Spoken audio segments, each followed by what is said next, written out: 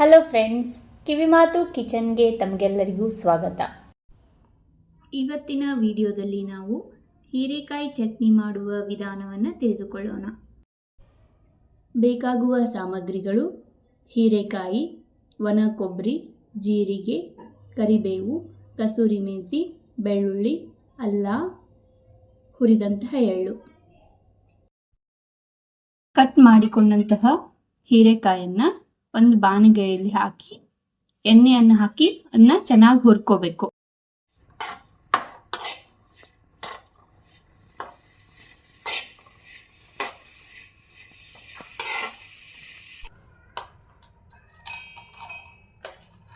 ಮೊದಲು ಸ್ವಲ್ಪ ಒಣ ಕೊಬ್ಬರಿ,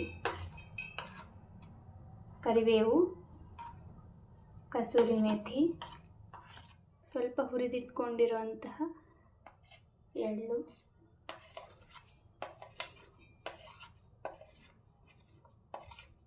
ಜೀರಿಗೆ, ಬೆಳ್ಳುಳ್ಳಿ,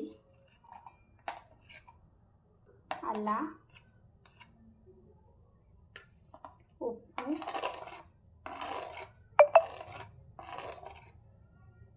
ಸ್ವಲ್ಪ ರುಚಿಯಾಗಲಿಕ್ಕೆ ಬೆಲ್ಲ.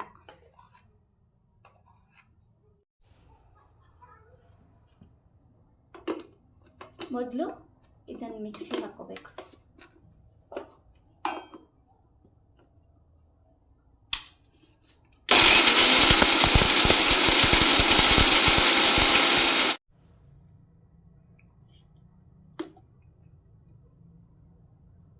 ಇದು ಸ್ವಲ್ಪ ಸಣ್ಣ ಆದ ನಂತರ ಹುರಿದಿಟ್ಕೊಂಡಿರೋಂಥ ಹೀರೆಕಾಯಿ, ಹಸಿಮೆಣಸಿನಕಾಯಿನ ಮಿಕ್ಸಿ ಜಾರಿಗೆ ಹಾಕೋಬೇಕು.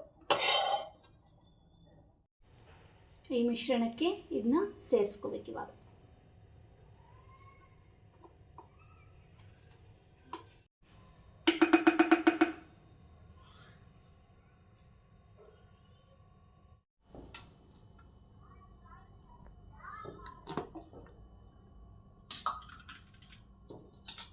ಈ ರೀತಿ ನುಣ್ಣಗೆ ರುಬ್ಕೋಬೇಕು. ನೀರು ಹಾಕದೇನೆ ರುಬ್ಕೊಂಡ್ರೆ 4 to 5 days ಇಟ್ಕೊಂಡು ತಿನ್ಬೋದು. ಈಗ ನೋಡಿ, ರುಚಿಯಾದ ಹೀರೆಕಾಯಿ ಚಟ್ನಿ ರೆಡಿಯಾಗಿ. ಹೀರೆಕಾಯಿ ಚಟ್ನಿನ ಚಪಾತಿ, ದೋಸೆ ಜೊತೆ ಹಚ್ಕೊಂಡು ತಿನ್ಬೋದು. ಈ ವಿಡಿಯೋ ನಿಮಗೆ ಇಷ್ಟವಾಗಿದ್ದರೆ ದಯವಿಟ್ಟು ಲೈಕ್ ಮಾಡಿ, ಶೇರ್ ಮಾಡಿ ಹಾಗೂ ಸಬ್ಸ್ಕ್ರೈಬ್ ಮಾಡಿ.